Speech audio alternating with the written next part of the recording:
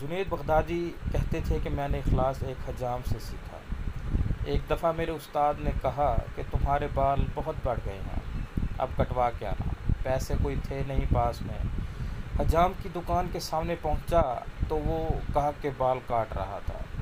انہوں نے عرض کی، چاچا اللہ کے نام پہ بال کاٹ دو گے؟ یہ سنتے ہی حجام نے گاہک کو سائڈ پر کیا اور کہنے لگا، پیسوں کے لیے تو روز کاٹتا ہوں، اللہ کے لیے آج کوئی آیا ہے۔ اب ان کا سر چوم کے کرسی پہ بٹھایا، روتے جاتے اور بال کاٹتے جاتے۔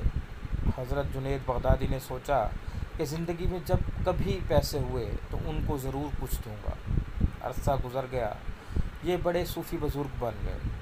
ایک دن ملنے کے لیے گئے، واقعہ یاد دلایا اور کچھ رقم پیش کی تو حجام کہنے لگا، جنید تو اتنا بڑا صوفی ہو گیا، تجھے اتنا نہیں پتہ چلا کہ جو کام اللہ کے لیے کیا جائے اس کا بدلہ مخلوق سے نہیں لیتے۔